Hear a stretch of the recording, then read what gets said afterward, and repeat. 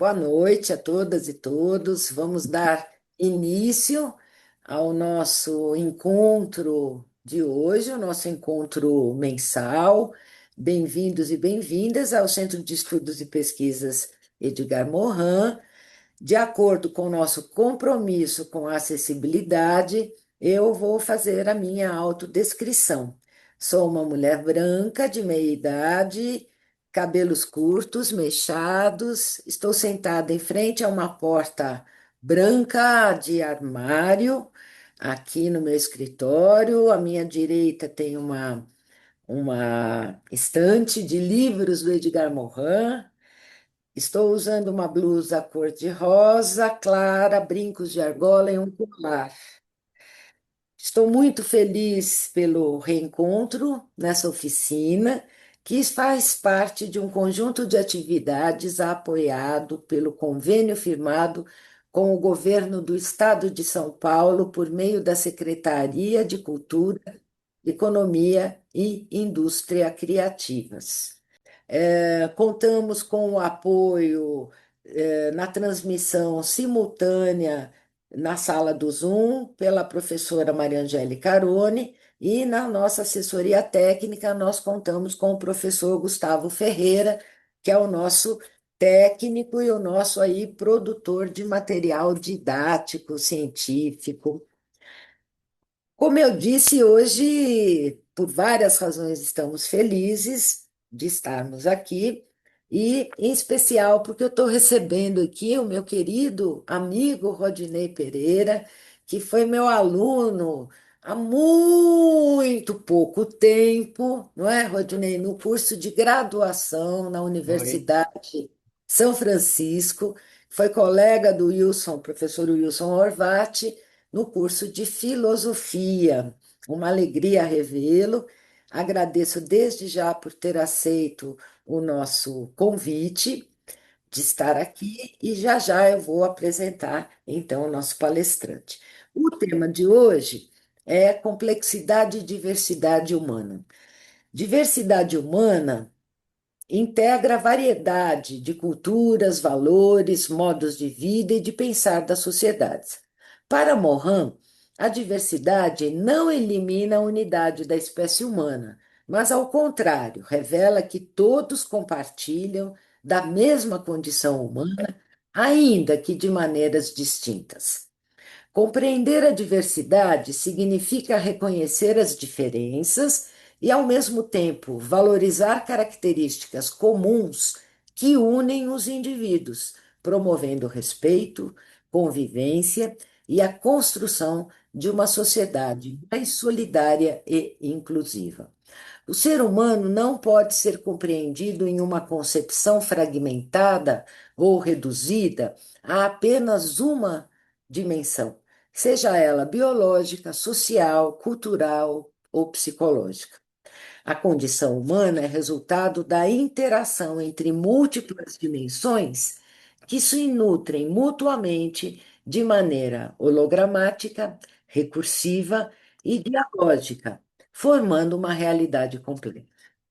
Por isso, Edgar Morin defende a necessidade de um pensamento capaz de integrar diferentes saberes para compreender a riqueza e a pluralidade da experiência humana.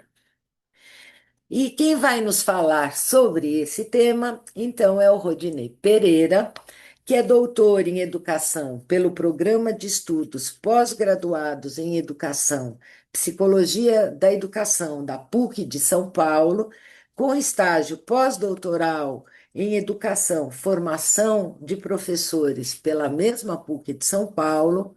Atualmente, ele é pesquisador na Fundação Carlos Chagas e professor na Universidade Cidade de São Paulo, não é, na Unicid, atuando em programas de pós-graduação.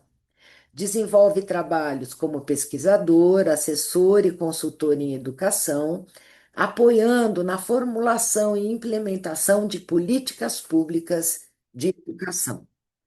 O Rodinei desenvolve pesquisas nos seguintes temas: implementação de políticas educacionais, gestão escolar, coordenação pedagógica, formação de professores, educação antirracista, educação e direitos LGBTQIAP+. E ele vai nos explicar, inclusive, a explicação dessa sigla que a cada tempo ela aumenta uma letra, né, Rodinei? O que é muito bom e muito saudável para a nossa sociedade. Muito obrigada mais uma vez, Rodinei, e a palavra é sua. Muito obrigado, Bel, querida. Então, uma boa noite a todas as pessoas. Antes de qualquer coisa, também só vou fazer aqui a minha descrição. Eu sou um homem negro de pele clara, eu uso barba e bigode bem ralos no momento. São grisalhos, já estão grisalhos, usam óculos com armação cinza, têm os cabelos curtos, crespos, né, enrolados, encaracolados, pretos. Eu estou usando um cachecol azul e branco, um casaco cinza, e atrás de mim tem a minha estante de livros aqui, né, que está bem, tá um pouco entulhada já de materiais, mas é a vida de quem lida com isso, né? A gente tem um problema, no consumo de livros, e ainda bem que é de livros, né? Mas enfim. E também vou acrescentar aqui, né, não tem tanto a ver com a descrição física, mas é com a minha descrição existencial. Além de tudo isso, eu sou um homem gay, né? Porque o nosso corpo é político, então é sempre importante que a gente faça essas demarcações, não é? Bom, eu estou muito feliz também e muito emocionado de me encontrar aqui com a Bel outra vez, né? Como ela disse, nosso encontro é de pouco tempo. A Bel foi minha professora e concretamente ainda no século passado, né? No final do século passado, porque nós testemunhamos, né, essa virada de século. Então, e é uma pessoa muito marcante, né, na minha formação integral, mas principalmente na minha formação como professor, né? Bel foi minha supervisora de estágio, né, professora né, da didática, enfim, daquilo que foi de fato definindo, né, o meu caminho. E por isso eu também fico muito feliz de estar aqui, de rever os meus colegas, né, os meus amigos, como o Wilson, né, que foi o meu amigo de turma. Saber que a Angélica está por aí também, que tive o um encontro com ela já na carreira, a Ângela, e aí cumprimentar também os alunos que estão aqui orientando, os que eu já vi alguns, e também conhecer as pessoas que eu estou conhecendo pela primeira vez, não é? Pois bem, e diante disso, acho que eu faço um agradecimento muito especial para você, Bel, porque é interessante quando a gente vai revendo, né, os percursos, os nossos percursos, né, e as experiências que fizemos, e, enfim, as epistemologias que vão nos constituindo, a gente começa a encontrar as razões pelas quais a gente pensa como pensa, né? E vai se tornando aquilo que a gente vai sendo, né? É difícil dizer que necessariamente é, eu pelo menos não acredito nisso. Né, e acho que eu tenho uma inquietação constante, né? Que é sempre que é uma inquietação de nunca tentar encerrar as pessoas e os fenômenos de uma maneira reducionista, né? E acho que isso tem muito a ver com esse encontro contigo, né? E com essa forma de poder ler a realidade, interpretar a realidade e também de ter entrado já em contato com a obra do Morin por você, né? Enfim, começar a ler sobre complexidade e interdisciplinaridade, transdisciplinaridade, enfim, né? Acho que é um privilégio se a gente pensar, né, que lá na década de 90 a gente ainda tinha, né, epistemologias que não se abriam muito para uma análise dessa natureza. Então, sim, feliz demais por estar aqui e contar com a sua carinhosa e cuidadosa mediação. E aí, acho que eu vou, enquanto falo aqui, projetando, já eu preparei uma apresentação aqui para nós, Ok, né, para guiar. Oi? pode colocar. Ah, tá bom. Então, enfim, eu preparei aqui uma apresentação só para guiar um pouco da minha apresentação. eu falo muito, então eu espero não falar tanto para a gente ter um tempo de diálogo, né, também, Bel. Então, por favor, se eu falar muito para além de uma hora aqui, eu peço que você me sinalize, tá bom? Bom, então, como a Bel disse, né, preparamos aqui hoje um diálogo, uma conversa um pouco voltada, né, para a ideia de complexidade e diversidade humana, e aí eu, por minha conta e risco, incluí aqui um subtítulo, né, que é o seguinte: ensinar a compreensão em tempos de fratura social. E acho que isso veio se forjando, especialmente desde que, né, que os colegas aqui do Centro de Estudos e Pesquisas Edgar Morin, né, formalizaram esse convite a mim, os quais eu também cumprimento a todos. E acho que com a partida, né, do Morin, agora no finalzinho do mês passado, essa ideia foi me possuindo, né, com mais força ainda. Então, eu, inclusive, fui mudando aqui tudo que vinha planejando e acho que isso não é por acaso. Então, acho que esse encontro de hoje ele tem um tom sensível, né, justamente porque ele se dá poucos dias após, né, a passagem do professor Morin. Mas o que eu quero que fique muito evidente é que essa homenagem que eu escolhi aqui começar fazendo a ele não é nada mesmo protocolar, né? O que eu pretendo, acho que é situá-lo, né, como um pensador que, pelo menos na minha trajetória, né, mesmo que eu não seja um estudioso, como muitos colegas aqui da obra dele, mas como um leitor, né, curioso, interessado naquilo que ele produziu, acho que o que ele me ensinou, né, nesses anos todos de leitura né, que não é só o esforço por religar saberes, né, por assumir incertezas, enfim, por ter um esforço, né, de compreender a condição humana, mas principalmente acho que o que fica muito forte para mim é que ele não nos legou uma fórmula, né, mas uma profunda exigência intelectual e ética, né,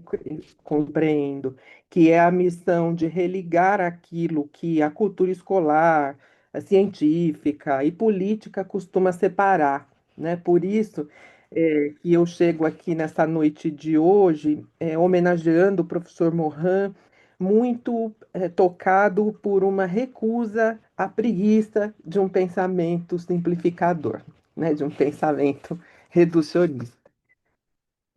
Então, né, diante disso, né, a partir né, dessa ideia, é que eu gostaria de estabelecer, né, um contrato aqui para os nossos próximos minutos, e acho que esse contrato é a ideia de que o ponto de partida é que a diversidade ela não é um tema adicional, né, como muitas vezes parece, né, que a ideia de diversidade se manifesta no discurso e no pensamento das pessoas. Eu, e acho que foi muito providencial a abertura que a Bel faz, porque eu entendo diversidade como a própria condição humana vista, em toda a sua complexidade, né? E acho que essa é a ideia fundamental, né? Então, assim, acho que a minha fala, então, ela está organizada em torno de uma única tese, né? Estou partindo aqui do princípio que a diversidade, na perspectiva da complexidade, ela não é uma lista de diferenças, né? Ela não é uma lista de grupos ou de identidades, ela não é uma espécie de adorno moral, né? Do currículo escolar, por exemplo, né? Então, é a própria condição humana quando ela é tomada, quando ela é vista, quando ela é enxergada nas relações entre corpo, linguagem, né? Por exemplo, cultura, território, né? Poder, história, né? Afeto e direitos, né? De um modo geral. Então, de fato, eu concordo muito aqui com o que a Bel disse, que para a gente pensar em diversidade não basta a gente reconhecer as diferenças, né? Especialmente porque estamos entre educadores, acho que é importante também lembrarmos que a educação ela precisa compreender as relações que vão produzindo desigualdades, né? que também podem produzir pertencimento, que podem produzir exclusão, mas que ao mesmo tempo também podem ser promotoras de novas possibilidades e de possibilidades de convivências, né? Acho que a gente continua acreditando também nesse ser humano, né? E é por isso que nós estamos aqui juntos e juntas e juntos hoje. Então, veja, acho que só que é importante a gente distinguir a diferença, né, que se refere mesmo à singularidade e ao ser único da diversidade, como Morin colocava, né? Mas como um ecossistema coletivo que vai sendo formado por essa coexistência das múltiplas diferenças. E acho que aqui, aí eu fiquei me lembrando, Bel, de certa vez ter lido a ideia de unidade múltipla, né?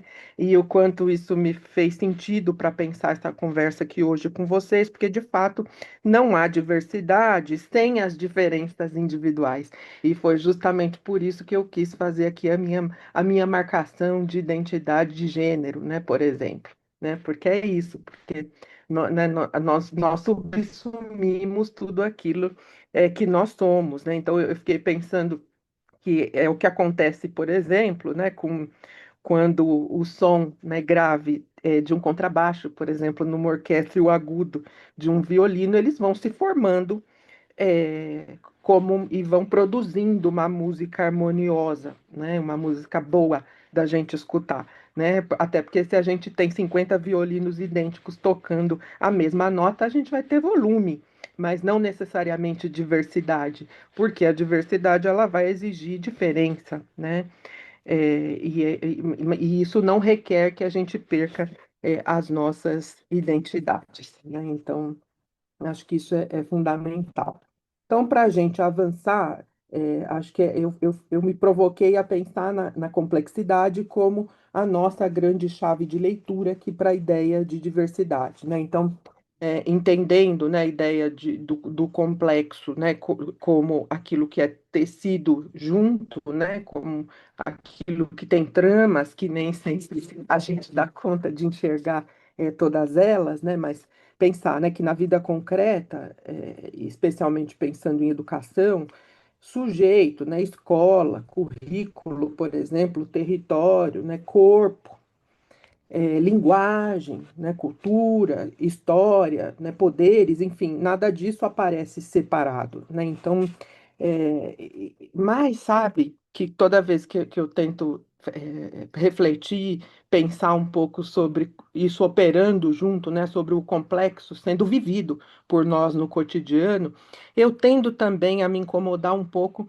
com algumas leituras e compreensões, né, de algumas pessoas que usam a palavra complexo como um sinônimo de alguma coisa confusa, de alguma coisa que mudou muito, mas sempre num sentido muito negativo, né? E eu acho que não é nada disso, né? E não é nada disso que está especialmente na teoria da complexidade, né? Na verdade, a gente está falando de um pensamento capaz de distinguir sem separar e de reunir sem criar homogeneizações, né? E é isso, por exemplo, que na educação, especialmente na escola, impede que aspectos, né, como gênero, raça, deficiência, e mesmo classe, sejam tratados como temas transversais isolados, né?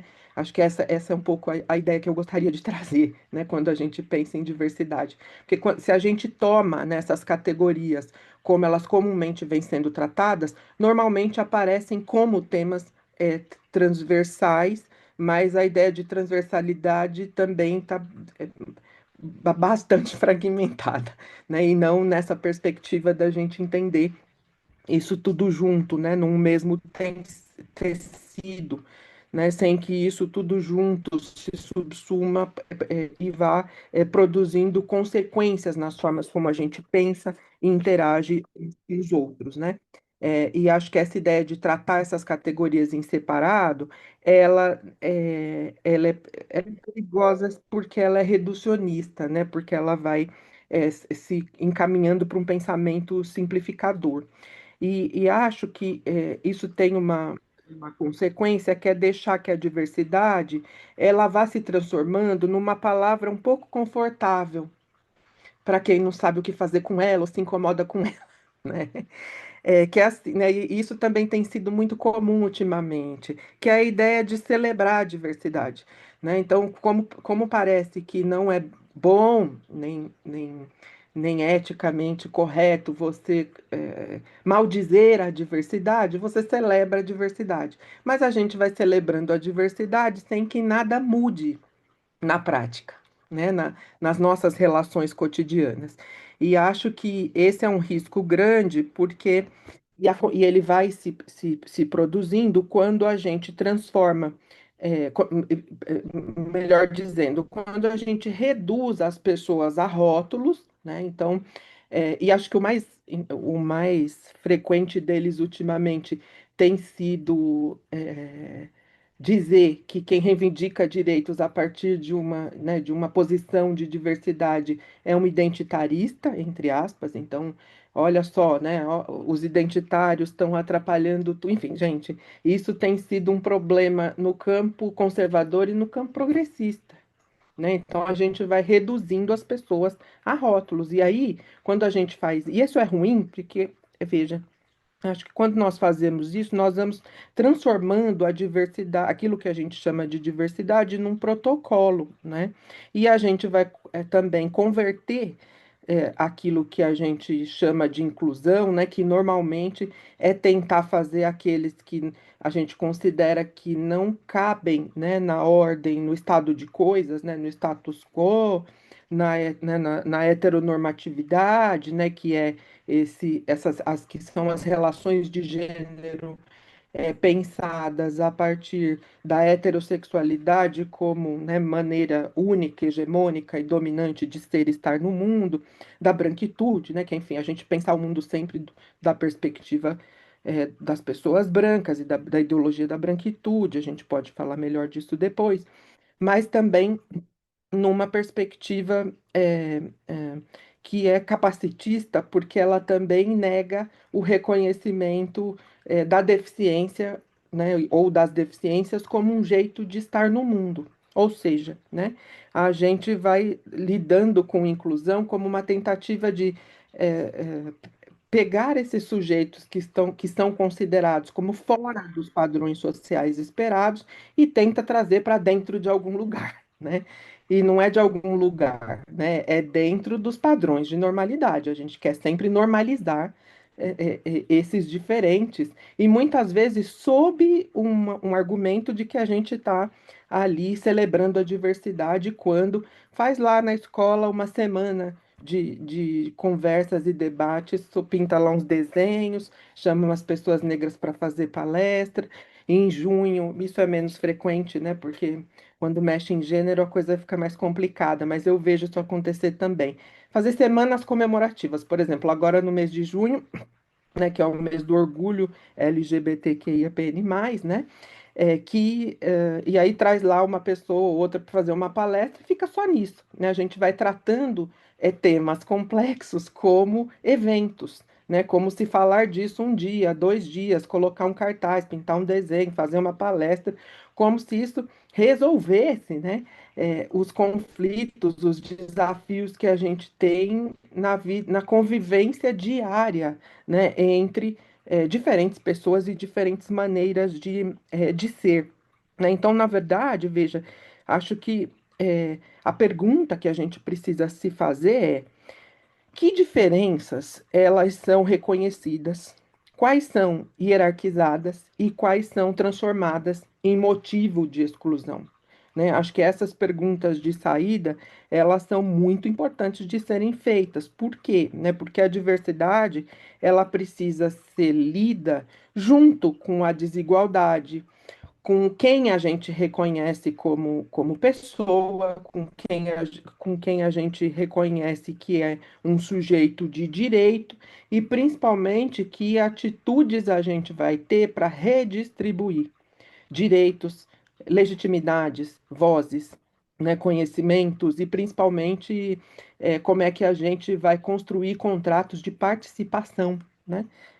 Acho que esse é um ponto, né, são pontos fundamentais aí para a gente pensar. Então, é a partir dessa ideia que eu trouxe aqui algumas cenas, né, para a gente ir refletindo um pouco sobre elas.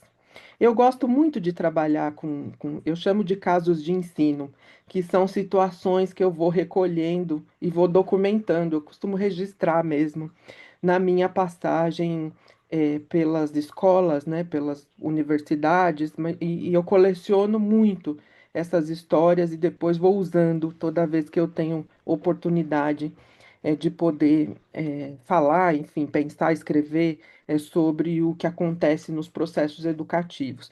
Então, eu acabei escolhendo aqui, né, provocado pela ideia da complexidade na relação com a diversidade, em cenas que eu fui coletando, né, ao longo dos anos, na minha carreira como professor da educação básica, depois do ensino superior, como pesquisador, né, que eu também faço bastante campo. E aí, o primeiro caso, né, a primeira cena que eu gostaria de trazer aqui foi um caso que esse nem é tão recente assim, mas ele é recorrentemente, eu revivo, né? Eu vou escutando esse mesmo caso de diferentes jeitos né? Mas o núcleo sempre permanece, que é assim, uma estudante trans, né? Numa escola que pede para ser chamada, uma trans mulher, né? No caso, uma pessoa trans feminina, que chega na escola e pede para ser chamada pelo nome social, não é? E aí, parte dos professores e até da gestão escolar, isso vira um problema, um conflito enorme na escola, porque parte diz que das pessoas ali que isso não é tema, assunto para se tratar na escola, né? Que a escola não tem que ficar discutindo esse tipo de coisa, né? Então, ou seja, o que é, gente, diga-se de passagem, extremamente violento, né, para uma pessoa transgênera que não se reconhece no seu gênero de nascimento, né? Porque ser chamada pelo seu nome de nascimento, né, no movimento trans é denominado nome morto, né? Quando a pessoa escolhe um outro nome para sua existência trans, ela já, né, não se identifica com o seu sexo biológico de nascimento, com seu gênero de nascimento, e aí ela então escolhe um outro nome. E usar o nome que ela deixou de usar é extremamente violento, né? E eu sempre digo, gente, que não é difícil entender esse tipo de coisa quando a gente se dispõe verdadeiramente a se encontrar com o outro e as suas histórias e as suas modificações. Não sei, eu sempre fico. Eu disse isso outro dia, né? Falar, a língua não cai, gente, quando a gente usa o nome social, né, que a pessoa disse que quer ser chamada, né? Ninguém vai virar jacaré porque usou o nome que a pessoa pediu para ser usado, mas isso se repete, gente, recorrentemente, né, nas nossas instituições educacionais e na vida. Enfim, né, então, o que eu peço, né, que se você, e claro, se vocês assim o quiserem, que enquanto eu vou trazendo essas cenas, se vocês quiserem ir fazendo anotações para que a gente possa também trocar um pouco de ideia a partir, dessas cenas, acho que seria, interessante, tá? E aí, veja, então o que eu queria ir trazendo aqui é que quando, né, a equipe escolar diz que o nome social de uma pessoa trans não é assunto da escola, isso opera uma separação falsa, né, gente? É uma disjunção falsa entre vida e aprendizado, né? O gênero, a ideia de gênero, ela não está dentro da escola por conta da militância, gente, do movimento feminista ou do movimento LGBTQIAPN+, né? O gênero entra na escola, gente, porque as pessoas entram ali com os seus corpos, com seus nomes, com seus medos, com seus vínculos, com seus modos de existir, né? A gente não tem como deixar a nossa condição de gênero de fora de nenhuma das nossas relações, né? Inclusive, eu costumo dizer que a gente se vincula uns com os outros, né? A possibilidade do vínculo humano, ele se dá na medida em que a gente pode conhecer melhor uns aos outros e as nossas trajetórias e histórias. Não é assim que a gente vai fazendo amizade com as pessoas? Ah, como você chama, onde você mora, você é casado, não é, você namora, não namora, você tem cachorro, você tem gato, você tem, sei lá, passarinho, iguana, enfim. A gente vai sabendo uns dos outros na medida em que a gente fala sobre nós. Gente, então, quando a gente se posiciona, por exemplo, como uma pessoa trans, como uma pessoa, como um homem gay, que é o que eu fiz, como uma mulher lésbica, né? Enfim, como uma pessoa bissexual, etc. Gente, isso não tem a ver com unicamente com a dimensão, na verdade, socialmente, pouco tem a ver com a maneira como a gente exercita a nossa sexualidade. Tem a ver com gênero, né? Tem a ver com a expressão desse gênero, ou seja, com as roupas que eu gosto de usar, as cores, os adereços, tem a ver também com quem eu vivo de repente, né? Com a pessoa que eu escolhi dividir a minha vida, que eu casei, que eu sou noivo, que eu namoro, se eu tenho filho, se eu não tenho filho, e são essas coisas que a gente conversa com as pessoas, né? E que fazem a gente se vincular uns aos outros. Então, gente, falar de gênero é falar de cotidiano, né? Porque a gente está o tempo todo com os nossos corpos, os nomes, as nossas histórias, entrando e saindo dos lugares, convivendo com as pessoas. Então, fica aqui, acho que um desafio importante, né, que é a gente entender o gênero como um elemento que está o tempo todo conosco em tudo que a gente faz na vida. Não é isso? Na roupa que a gente veste, no acessório que eu escolhi ou não usar, inclusive na linguagem, né, que eu mobilizo para me comunicar, na forma como eu vinculo com as pessoas e que eu me sinto ou não confortável a poder contar para elas quem eu sou, o que que eu gosto de fazer, né, como que é meu cotidiano, como que eu vivo, que literatura eu gosto de ler, que música eu escuto, o que que eu faço no fim de semana, enfim, isso tudo, a gente está atravessado por gênero, né? Portanto, esse é um assunto super importante quando a gente pensa, na ideia de diversidade, não como alguma coisa acessória, né, da constituição humana, mas como um dos componentes fundamentais do existir, né? Porque isso diz muito, né, sobre quem eu sou e o que eu faço, o que eu gosto, o que eu não gosto, etc. Tá?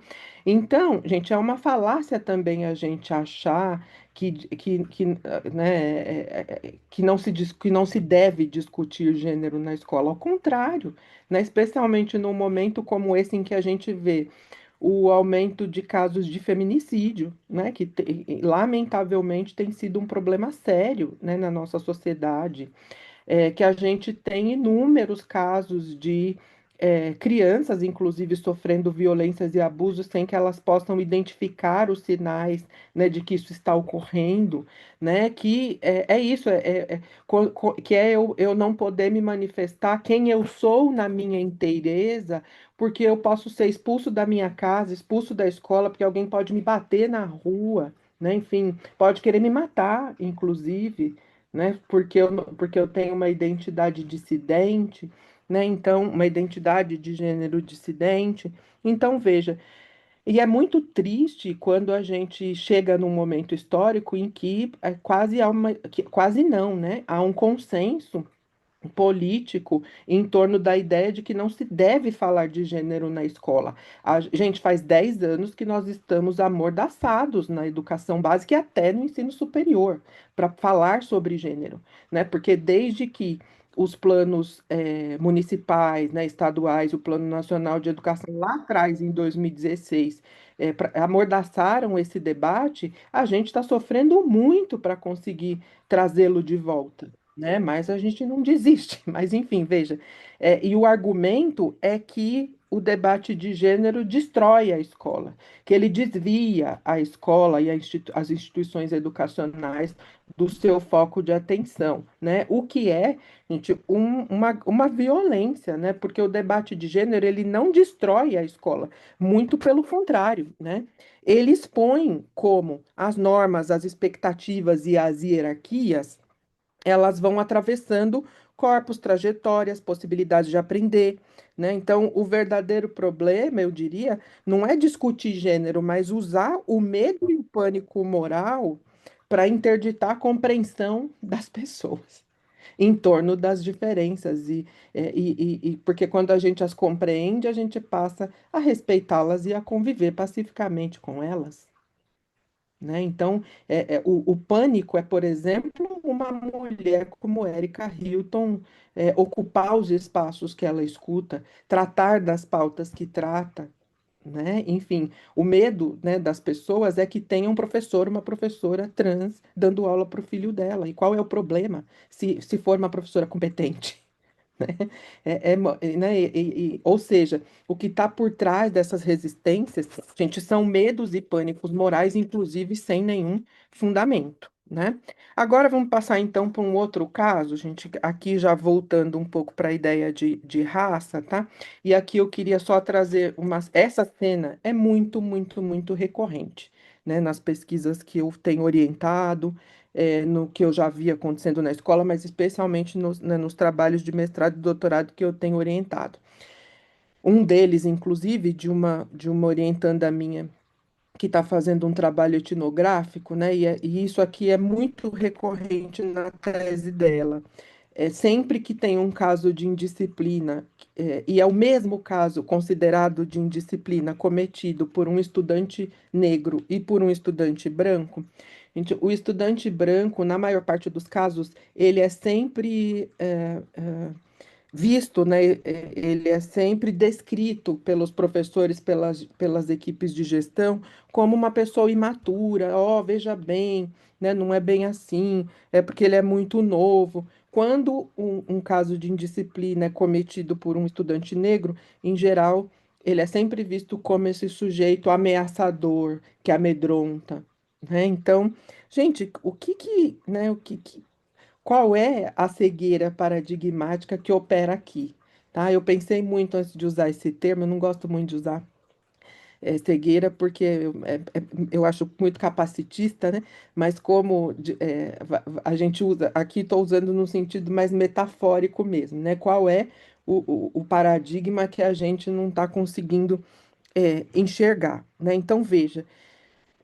Essas cenas de recorrência, né, dos estudantes negros sempre serem vistos como aquelas pessoas que se tem baixa expectativa de aprender, que é sempre visto como um sujeito naturalmente indisciplinado e ameaçador. E por que que o outro estudante branco, ele é sempre o imaturo, um coitado, um que vai receber uma segunda chance e o outro não, né?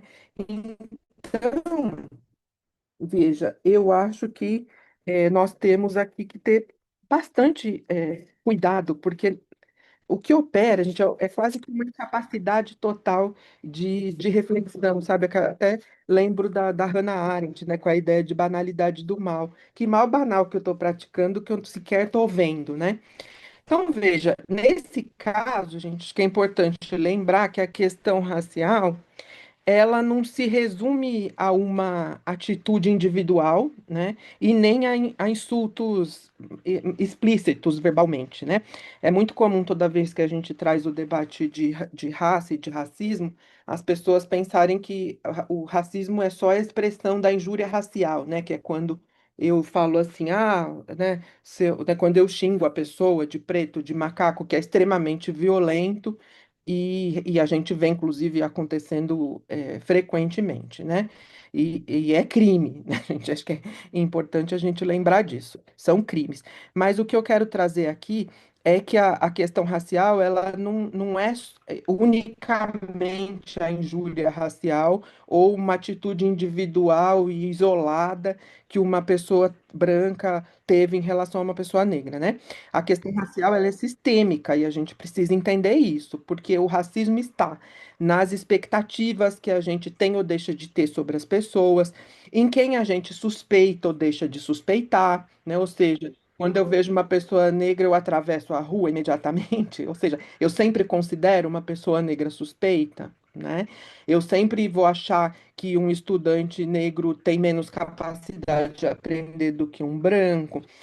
Gente, tem aqui o trabalho da professora Jussara Santos, que vale super a pena conhecer, quem não conhece, né, sobre a democratização do colo, em que ela vai ali trabalhando o fato de que nos nossos seios, os bebês negros são os últimos a receberem em colo atenção, afeto, cuidado das professoras, né? Isso, aliás, que é um trabalho que não foi Jussara né, que inaugura, né? Já havia sido feito décadas atrás pela Eliane Cavaleiro, mas enfim, a gente tem algo, né, nessa relação que está difícil de se alterar, e essa dificuldade de alterar comportamentos racistas, né, de erradicá-los, na verdade, tem a ver com o fato de que a gente não entende o racismo como um problema aí, então, sistêmico, né, complexo, que a gente precisa atacar de diferentes maneiras.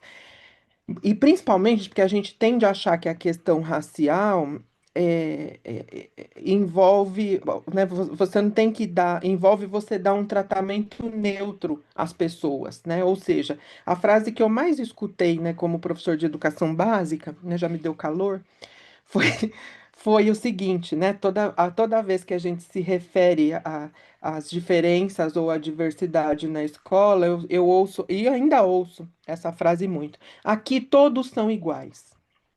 Gente, eu fico sempre preocupado, sabe, quando eu ouço essa fala, porque veja, realmente eu espero que as pessoas entendam que quando a gente evoca a igualdade humana como uma espécie de reconhecimento do que há de comum na humanidade, isso sim é bom, mas nem sempre é esse significado que está por trás da frase aqui todos são iguais, né? Geralmente a gente usa aqui todos são iguais para eliminar conflitos, para eliminar diferenças, para não falar sobre a diversidade e para proteger quem tem privilégios, né? E para escamotear as violências que estão sendo reproduzidas. E isso é muito mais, né, uma postura de quem defende a neutralidade dos comportamentos e dos pensamentos, o que eu acho lamentável, né, como eu costumo brincar com os meus alunos, neutro é detergente de lavar a louça, né? E nem ele é neutro se a gente for estudar química. Né? A gente usa o nome neutro, pero, né? Neutralidade não tem a ver com isso que as pessoas pensam que é, não, né? Então, né? Ou seja, né? O que que acontece? No caso do racismo, quando a gente assume uma postura de suposta neutralidade, a gente está usando e reproduzindo, né, uma gramática racial perversa de classificação dos corpos, né? Então, a gente faz isso com raça, a gente faz isso com gênero também, tá? E aí, chegando, né, trazendo aqui para a roda a ideia de deficiência, né, eu queria pensar um pouco num caso que também é bastante frequente, né, em que pese todos os desafios, né, envolvidos na construção de ambientes pedagógicos inclusivos, a gente não pode deixar de pensar, né, que eh, se a gente assume um compromisso, gente, com um pensamento complexo, né? Acho que a nossa maior recusa é a recusa daquilo que é homogêneo, né? Como a gente falou agora há pouco. E eu fico pensando, como é que é possível a gente dizer que acredita nisso e querer que os seres humanos sejam todos iguaizinhos do ponto de vista da prontidão cognitiva, motora, afetiva, relacional, né? É muito, né? É muito contraditório, claro, embora a contradição seja uma das dimensões que nos constituem, mas a gente precisa trabalhar esse pensamento, né? Inclusive para superá-lo, para aperfeiçoá-lo. Então, eu queria trazer aqui um caso envolvendo a deficiência, pensando numa cena também muito recorrente, gente, que é o fato de um estudante com deficiência na escola sempre receber tarefas, atividades muito mais fáceis do que aquelas que os seus pares, os seus colegas estão fazendo. Ou seja, ele nunca recebe atividades compatíveis com os desafios que ele mesmo até poderia receber, né? Então, aquilo que a gente sempre pergunta. Isso é efetivamente inclusão, né? Ou é uma exclusão bem intencionada, entre aspas, mas eu diria que é aquilo que a Bader Savaia, por exemplo, vai chamar, né, a Bader não, que a Mantoan vai chamar de inclusão perversa, né, que é quando a gente acha que está incluindo, mas na verdade não está, né? Então, veja, acho que a escola até parece cuidar, né, de uma pessoa quando ela está ali tentando fazer aquilo que ela chama de adaptação curricular, né? Outra expressão que eu tenho um pouco de eu tenho muitos receios com a linguagem. Gente, algumas palavras me causam sempre bastante estranheza e uma delas é adaptação curricular, né? Eu sempre adaptação, gente, me lembra, sabe, Benjamin? Aquelas gambiarras que a gente faz para ligar um monte de tomada que pode explodir a qualquer momento.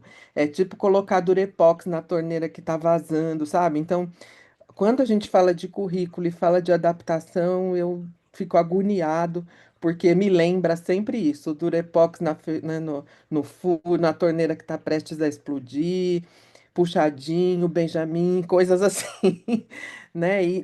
Na verdade, acho que, né, a gente está aqui diante de uma cena que tem um pouco dessa característica, né? Quando eu acho que eu estou ali dando macarrão para o aluno colar, né? Quando ele podia estar fazendo outra coisa, parece que eu estou cuidando, mas na verdade eu estou retirando dele né, o acesso a um desafio, seja ele intelectual, né? Seja ele motor, seja ele afetivo, até porque né, eu a gente até espera que não seja exatamente o mesmo desafio para todas as pessoas, né? Mas enfim, é um exemplo simples, tá? A gente poderia trazer mil outros, mas o que está aqui na base da minha tentativa, aqui, do meu esforço, do meu interesse, gente, é justamente a gente trazer diferentes, né, manifestações de diferença humana para a gente examinar isso a partir de um tecido mais complexo, tá? E aí, veja, acho que tem né, uma outra cena que é a última ceninha, tá? Que eu estou trazendo, o último caso. Mas aqui eu queria refletir um pouco sobre a ideia de classe, né? Porque eu acho que cada vez mais também a gente vai abandonando as diferenças de classe social na hora de analisar coisas que acontecem no cotidiano das nossas escolas, das nossas salas de aula e mesmo das nossas vidas, assim, né? Então, veja. Nós vamos pensar numa cena que eu vi também há pouco tempo em campo, numa escola, né, até numa outra região. E eu cheguei na escola, gente, justamente num dia que a escola tinha feito uma proposta que era fazer um trabalho que exigia o uso de ferramentas digitais, não é?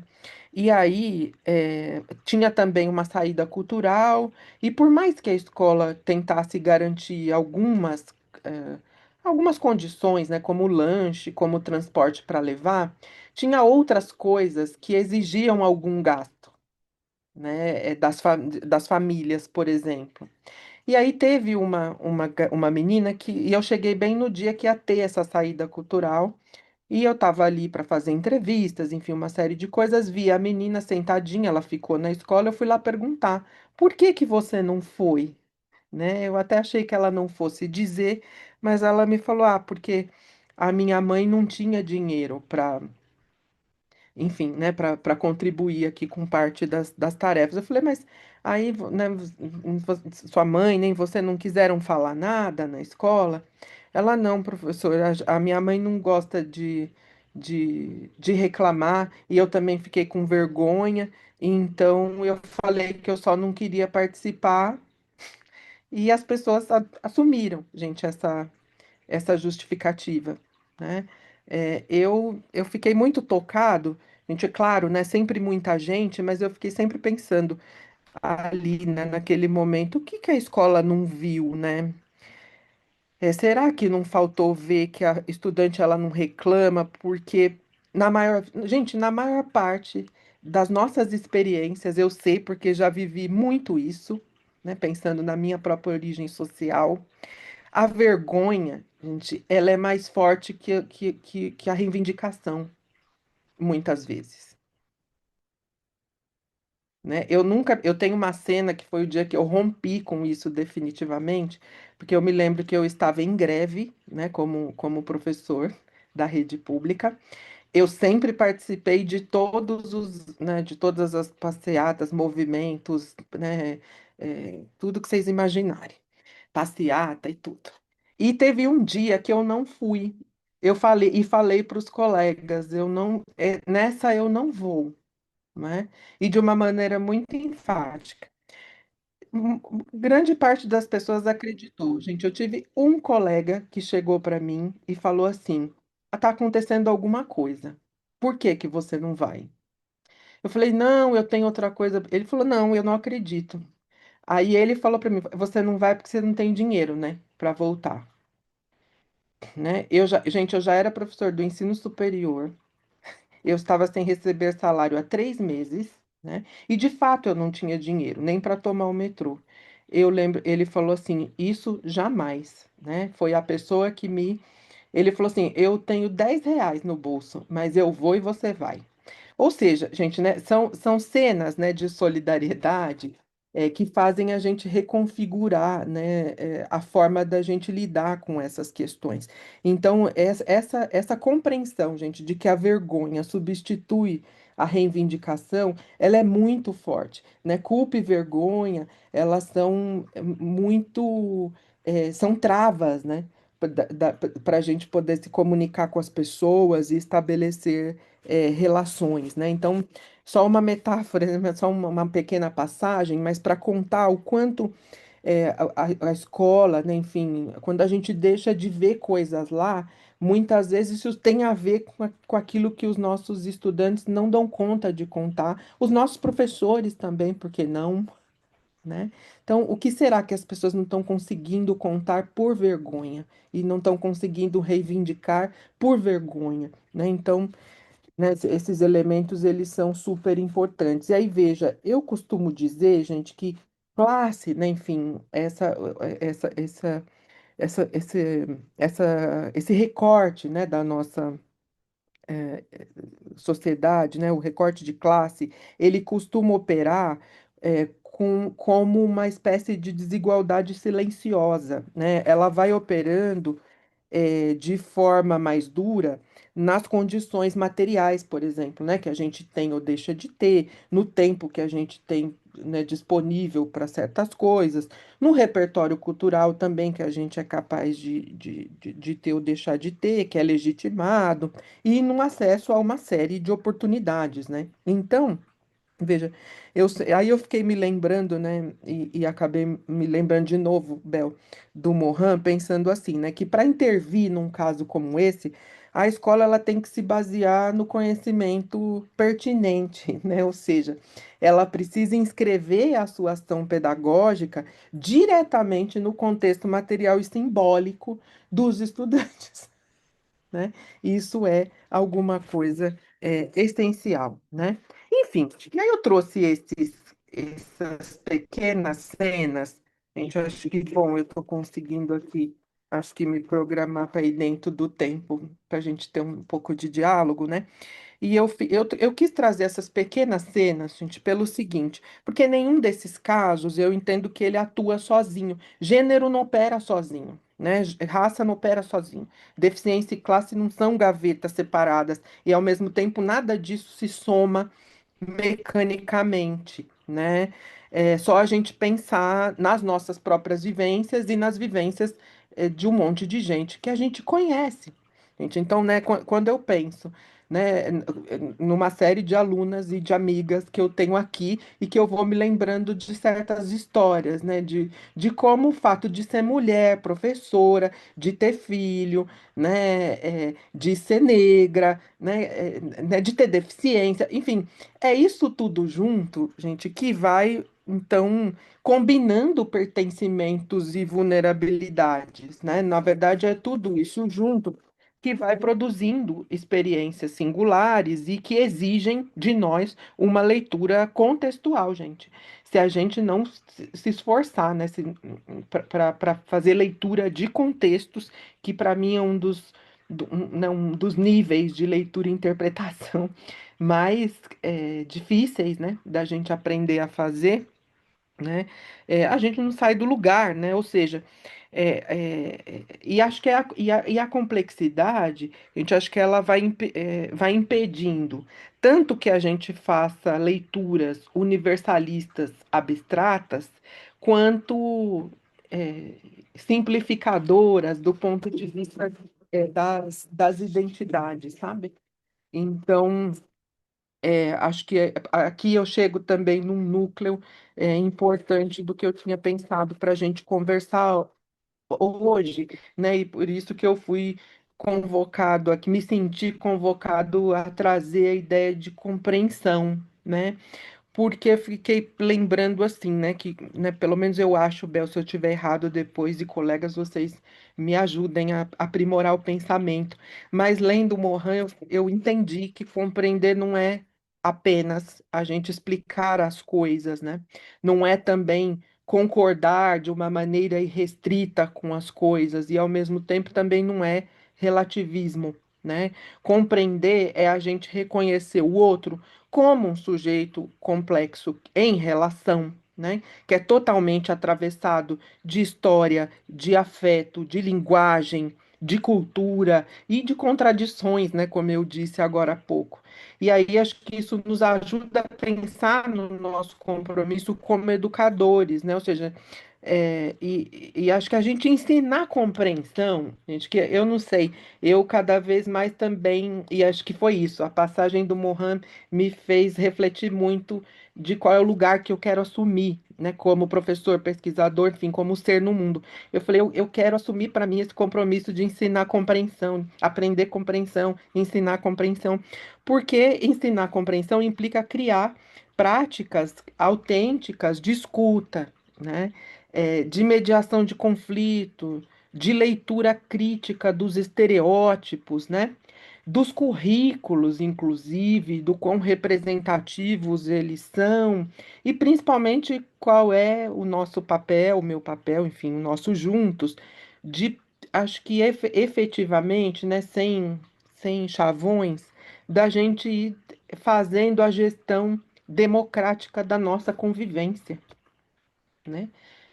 Que isso é algo que me interessa muito, gente. Gestão democrática não é só para pensar no papel do diretor, né, gente? É para pensar na vida, né, como um todo. Mas eu sempre acho que é alguma coisa que está lá na Constituição Federal e que a gente não deu muito conta ainda de sair de um lugar genérico abstrato, tá? Então, enfim, gente, eu queria trazer aqui a ideia, né, de que a inclusão, ela não é então a gente apenas trazer alguém para dentro de uma estrutura que está intacta, de padrões e de jeitos de ser, né?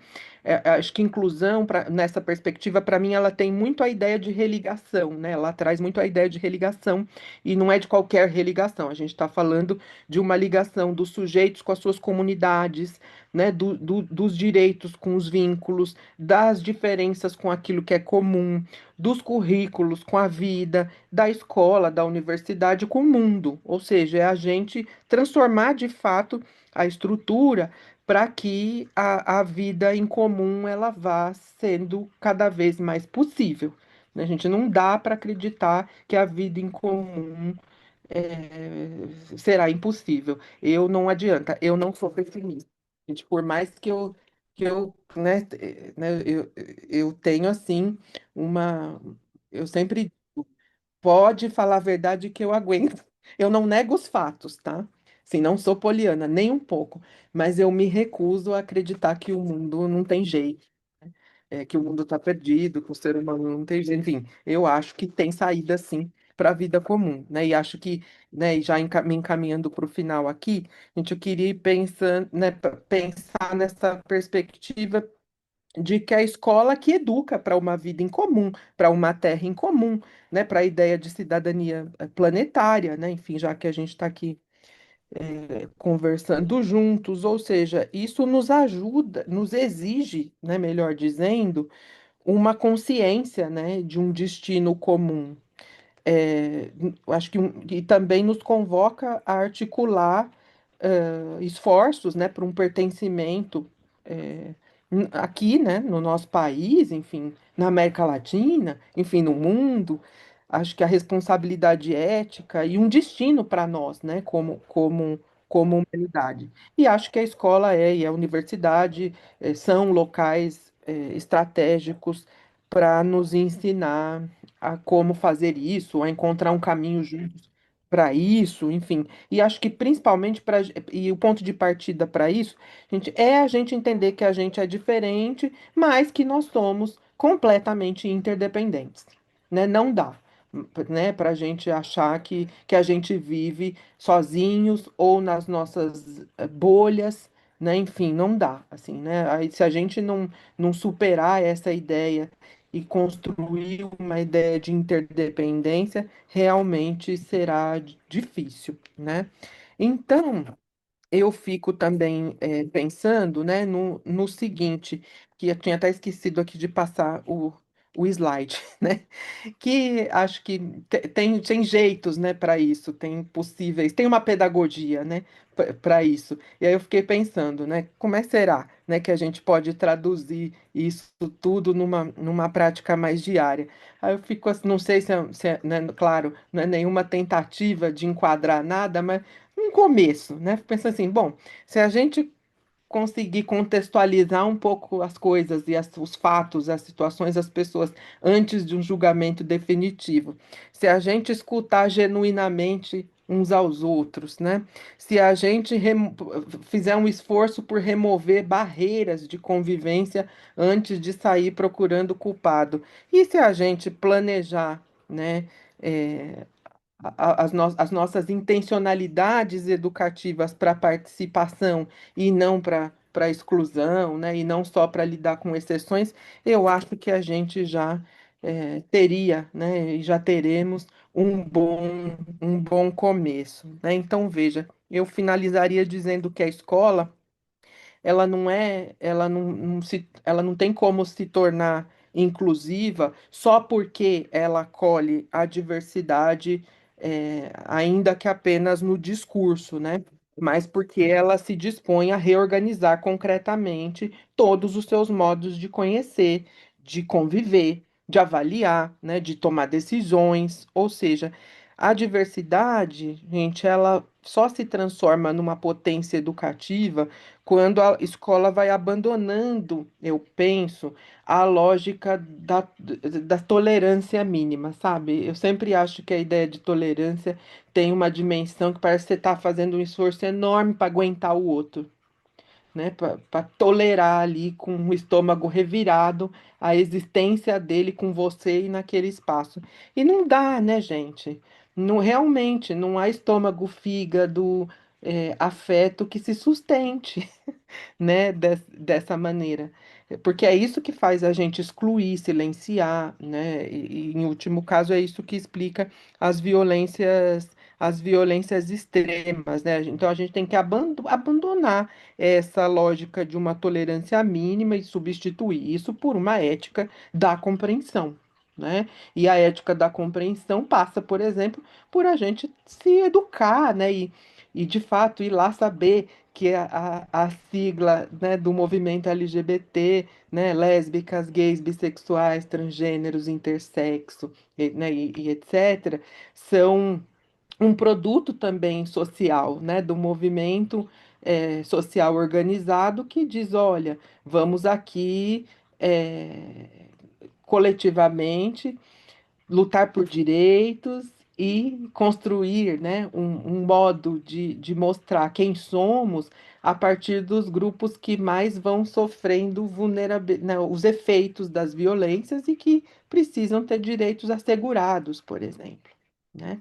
Então, às vezes, eu vejo também as pessoas, às vezes, usando a sigla de uma maneira pejorativa. Ah, essa sigla aí, ABCD, XYZ. Gente, que né, ou seja, é uma recusa total à compreensão, né? A contextualização de que isso tem uma história, de que pessoas morreram para que a gente pudesse estar aqui, para que eu pudesse, gente, hoje chegar aqui de noite e dizer que eu sou um homem gay e não ser perseguido por isso, né? Não ser morto por isso, de eu ter minha família, de eu poder ter casado, de eu poder me expressar assim no meu trabalho e não ser demitido, né?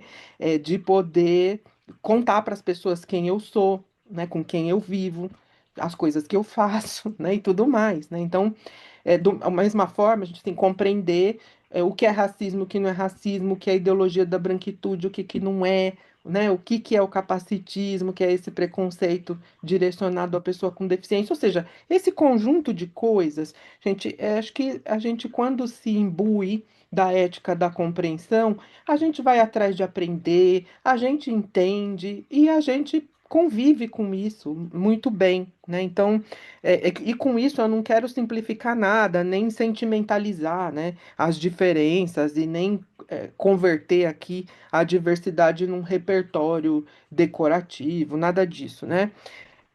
O que eu, na verdade, acho que a minha mensagem é a de que é fundamental e importante a gente reconhecer que a vida humana ela é tecida por relações, né? E que toda a educação que fragmenta o sujeito, ela empobrece a nossa própria possibilidade de aprender, né? E de crescer e de avançar como como humanidade. Com isso, eu devolvo a palavra aqui para você, Bel. Eu só deixo uma pergunta para a gente ir pensando, né? Que é que prática será das nossas famílias, das nossas instituições que precisam ser repensadas ou revistas para que a compreensão ela deixe de ser apenas um discurso e se torne uma condição de convivência, né? É isso. Gente, muito obrigado pela paciência. Falei muito, mas acho que consegui cumprir aqui o tempo que eu tinha me planejado. Deixa eu tirar aqui os Nossa, slides. Rodinei, você não falou muito, você falou pouco. Tá Eu bom. ficaria te escutando muito tempo. As mensagens aqui no chat são só muito elogiosas. Eu quero também, da minha parte, te dizer da minha super alegria, né, de te ouvir e de confirmar, não é, o reconhecimento pelo seu trabalho já antigo, né? Essa fala potente que te acompanha e muito mais do que militante, eu diria uma fala de consciência, né? Acho que de uma nova consciência, né? Uma fala de metamorfose, como fala Edgar Morin, né? Porque o Edgar Morin fala em reforma do pensamento.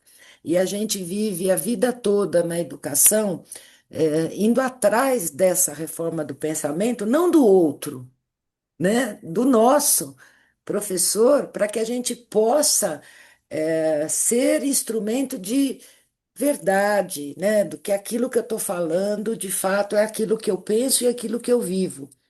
Então, se não houver isso, não vai haver a reforma do pensamento para o aluno, caso não haja para mim, né? Para nós professores. E a sua fala vai a esse encontro, né? Vai ao encontro de uma fala transformada, de uma vivência, de vida, daquilo que você, fala sobre aquilo que você faz e aquilo que você vive. Então, quero te agradecer muitíssimo por isso e dizer duas coisas. Esse é só do meu agradecimento, né? Do reconhecimento à beleza da sua fala, da sua apresentação, dos slides, né? Do cuidado, né? Com o outro. Isso revela o seu cuidado com o outro, o seu respeito, ao outro que te escuta.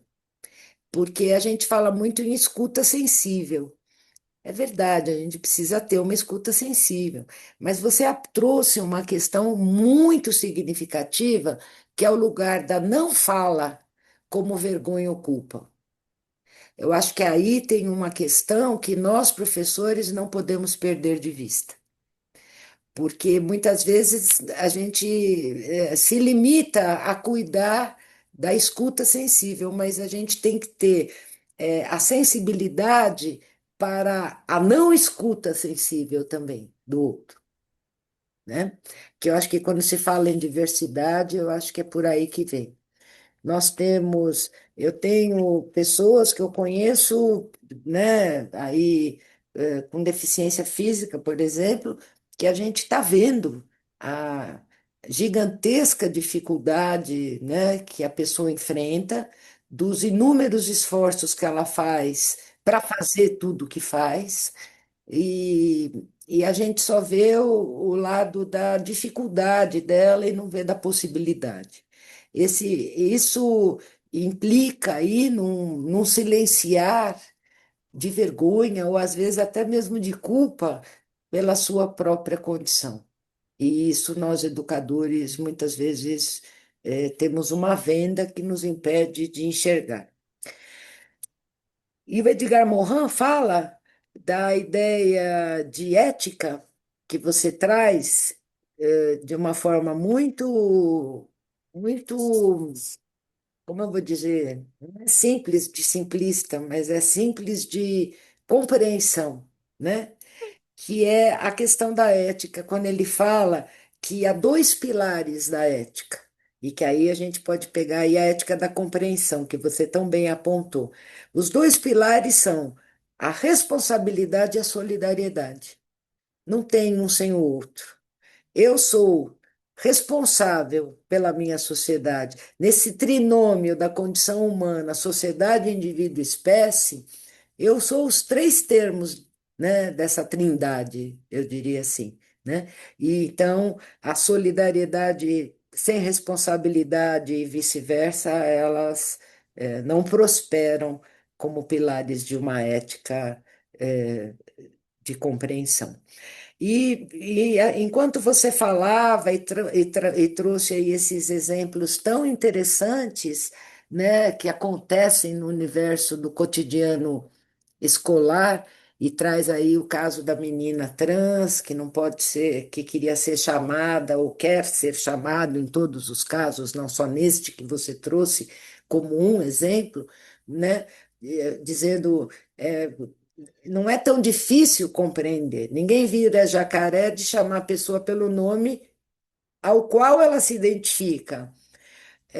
Aí eu venho a questão também do respeito, eu estava ouvindo outro dia um vídeo curtinho de uma pessoa que fala de moda, né?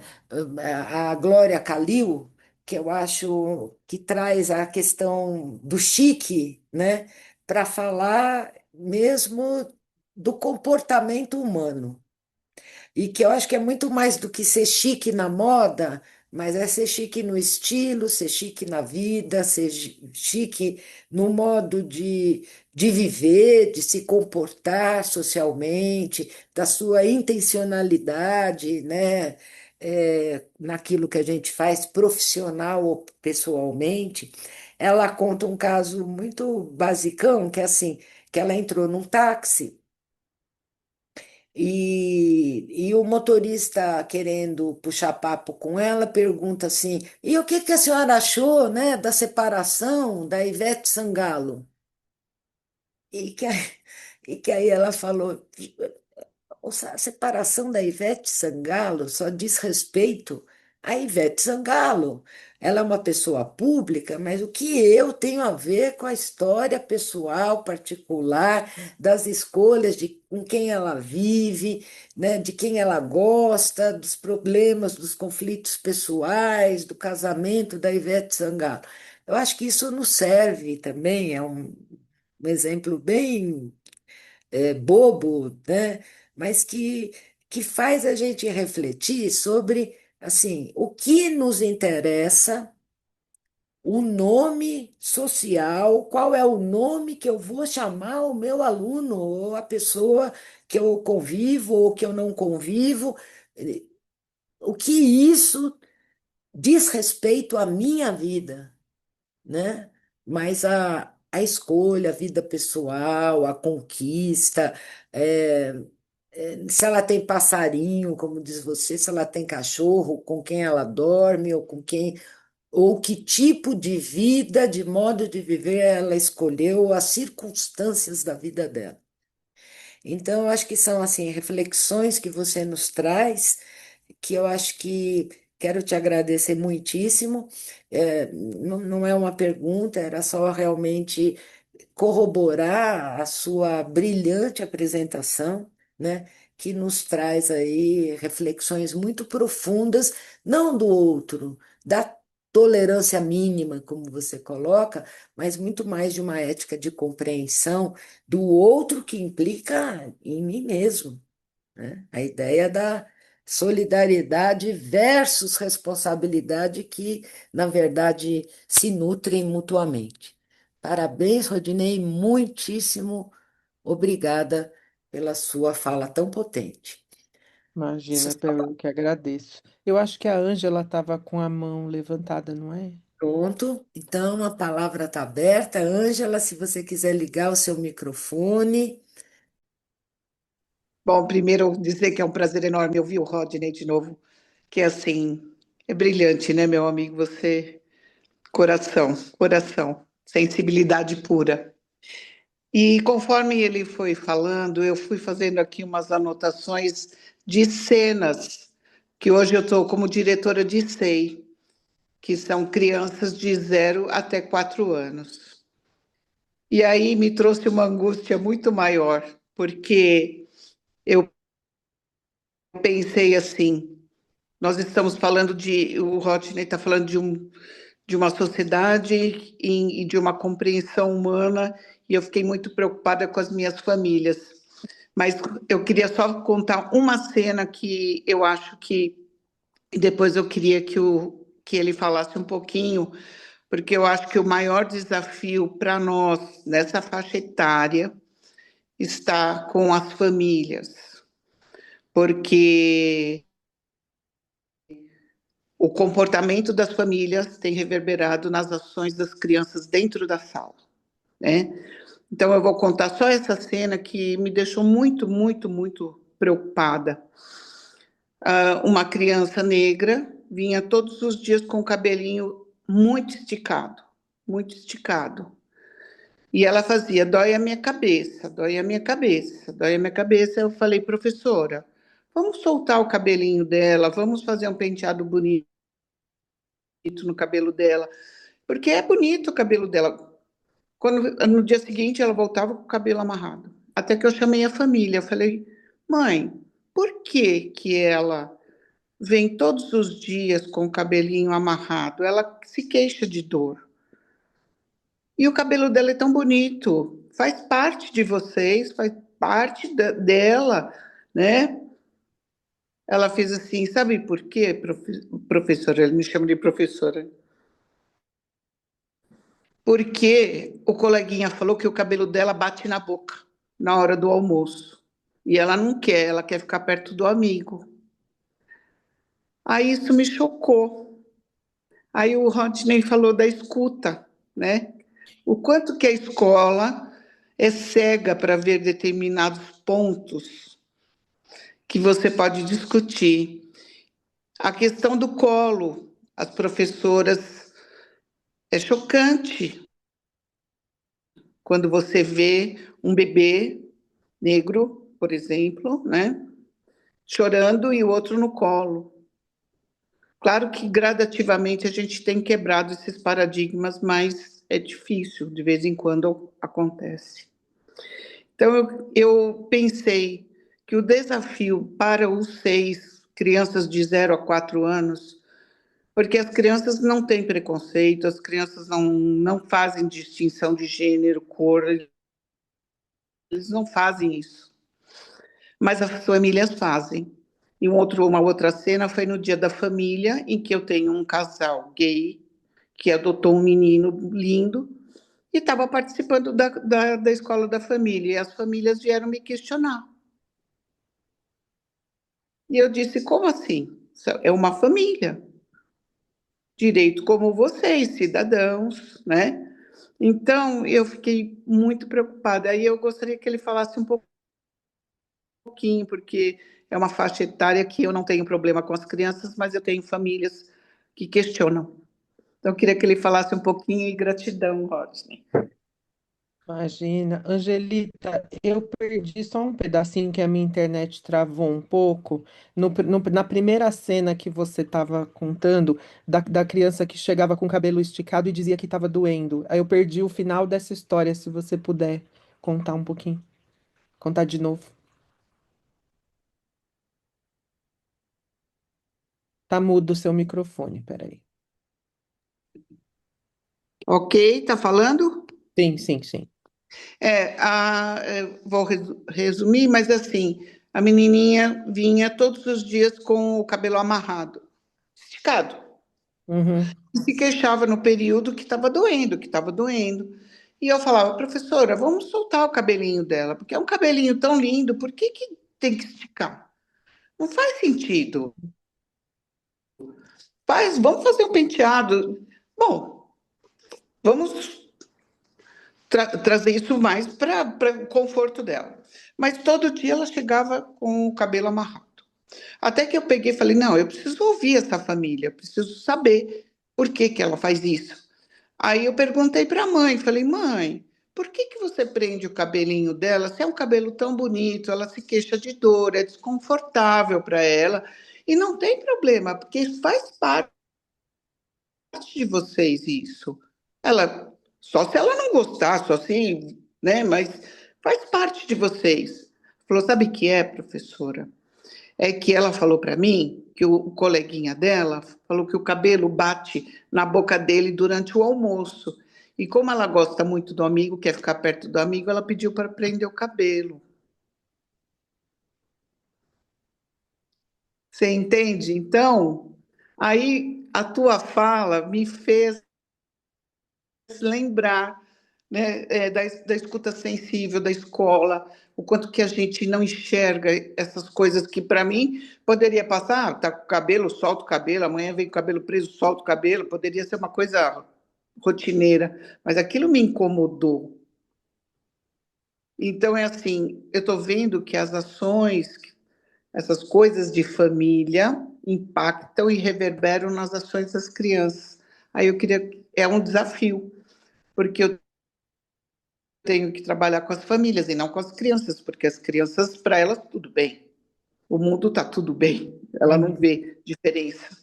Então é isso, o desafio que eu tenho no SEI é esse. certo.